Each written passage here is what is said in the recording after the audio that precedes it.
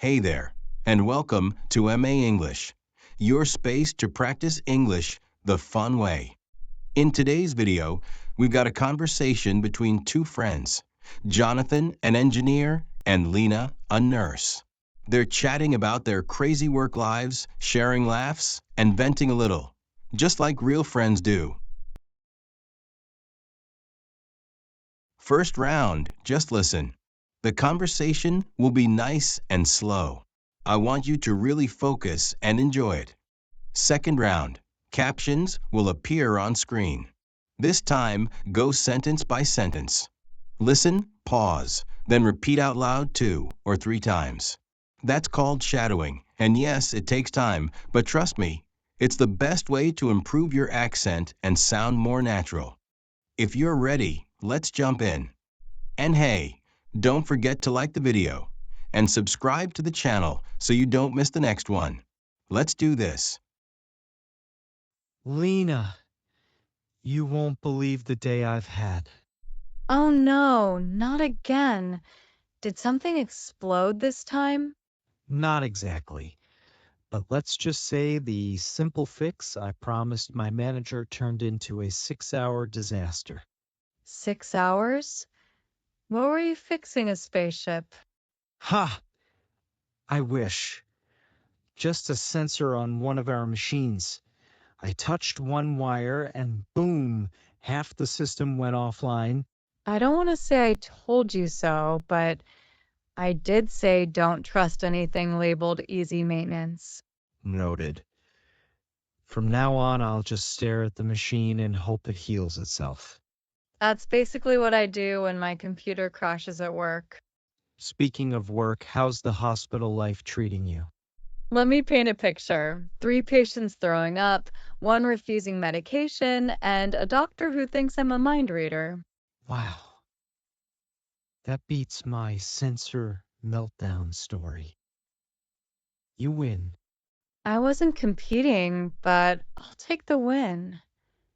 Honestly, though, some days I feel like I'm holding the whole hospital together with coffee and tape. Relatable. Engineers do that too, but with energy drinks and duct tape. So tell me, Mr. Engineer, are you still stuck in back-to-back meetings with people saying things that could have been emails? Absolutely. Today we had a 45-minute meeting to decide when to have the next meeting. Classic. And let me guess, no one made a decision? You guessed it. We're having another meeting about it on Friday. That's impressive. Meanwhile, we have stand-up huddles that are supposed to 10 minutes. They always take 25, with everyone standing, Standing? That's cruel. At least give you chairs if they're going to steal your time. right? But if you sit, it's like you've declared war on the system. Honestly, I think all workplaces are just creative versions of chaos. I agree. Controlled chaos with a dress code. Exactly. And somehow we survive it. So, what keeps you going, other than caffeine and sarcasm? Definitely sarcasm, but also, weirdly enough, I actually like solving problems, even if they cause me headaches. Same. There's something satisfying about helping people even when they yell at you first. Do they really yell at you? Not always. Sometimes they just glare, or cry, or whisper angry things under their breath. Sounds fun. It's a party. But hey, at least I never bring work home. Lucky, I literally dream about cables and error messages. That's tragic. Maybe you need a hobby. Like what? Yoga? Could help. Or you could take up baking, engineering with sugar. You know what? That actually sounds kind of fun. I'll make cookies shaped like microchips. I would 100% eat those, but only if they don't crash halfway through. No guarantees. What about you? Any hobbies lately? I tried painting, ended up with something that looked like a sad cloud and a confused tree.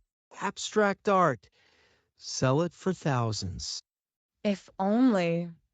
But seriously, I think we both need a proper break. Agreed. You, me, a weekend, zero talk of work. Deal. But I'm picking the place. You picked last time, and we ended up at a construction site. It was educational. It was loud, dusty, and full of wires. I work in a hospital. I see enough drama already. Fair enough. This time you choose. Just promise it won't involve any patients or surprise emergencies. No promises, but I'll try. Now go rest that engineering brain of yours. Only if you rest that superhero nurse brain of yours. Deal. Catch you later, Mr. Fix-It. Later, nurse of steel.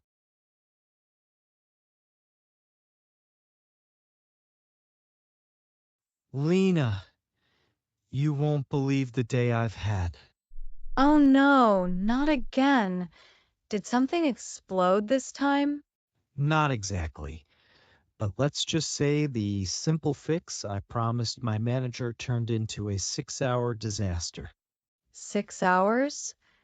What were you fixing, a spaceship? Ha!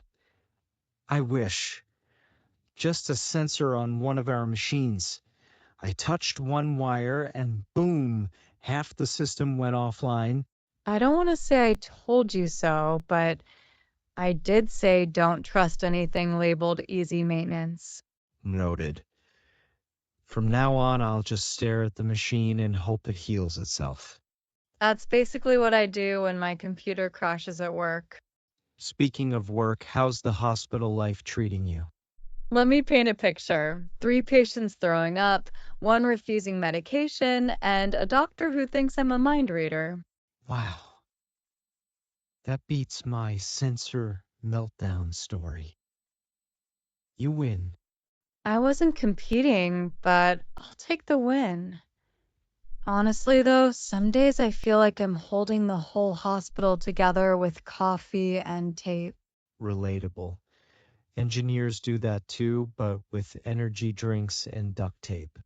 So tell me, Mr. Engineer, are you still stuck in back-to-back meetings with people saying things that could have been emails? Absolutely.